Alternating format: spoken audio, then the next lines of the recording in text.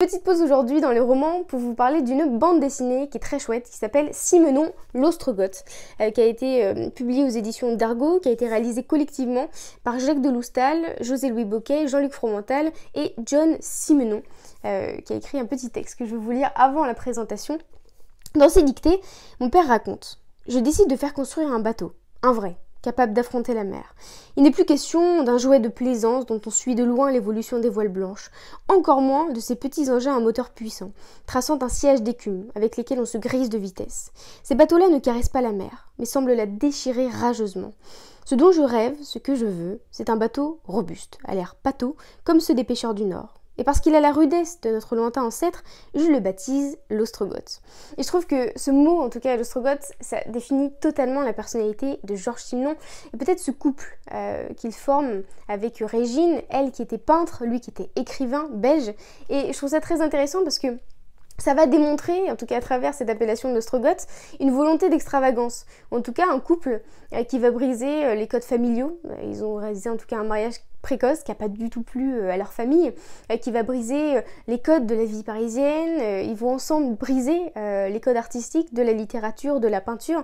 Et je trouve ça chouette parce que on voit vraiment dans cette bande dessinée-là l'évolution de leur vie, de leur mariage, à leur montée à Paris, à leur installation et leur volonté de réussir. Et je trouve ça très touchant parce que l'un et l'autre vont se soutenir sans cesse dans leur création.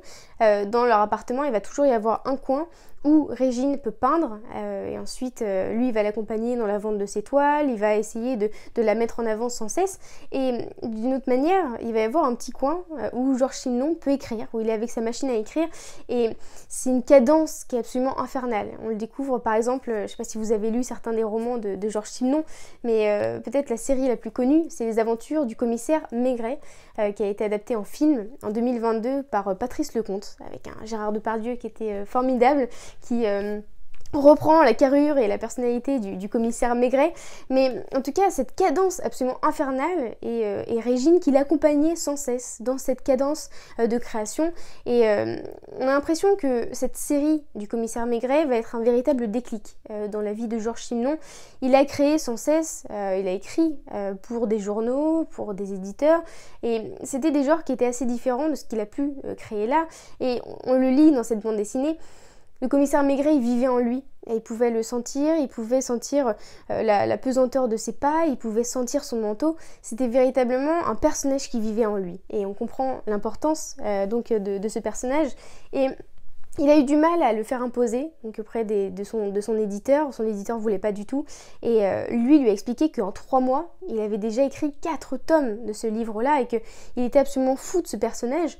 Et l'éditeur a accepté une seule condition, qu'il lui livre 6 tomes en avance. Et c'est ce qu'il a fait. Et on se rend compte à quel point, en tout cas, c'était une vie qui était effervescente, une vie culturelle dans ces années 30 à Paris, avec des réceptions sans cesse dans leur appartement, des réflexions autour de la peinture, autour de la littérature, de l'écriture, et des personnages merveilleux qu'ils vont rencontrer. Par exemple, Joséphine Baker, qui venait à leur soirée avec son agent, avec plein d'autres artistes. Et on découvre véritablement cette vie-là, ce bouillonnement intellectuel, artistique et culturel qui est absolument fascinant. Et on découvre un Georges Simenon qui se fait mari, écrivain, voyageur explorateur avec son bateau, très proche aussi parfois de Joséphine Baker. En tout cas, voilà, on découvre la vie de l'écrivain, la vie de ce couple qui était extravagant, qui va briser tous les codes. Donc je vous conseille vraiment cette bande dessinée-là qui s'appelle Simenon l'Ostrogoth, donc publiée aux éditions d'Argo et réalisée collectivement par Jacques de Loustal, José-Louis Bocquet, Jean-Luc Fromental et John Simenon.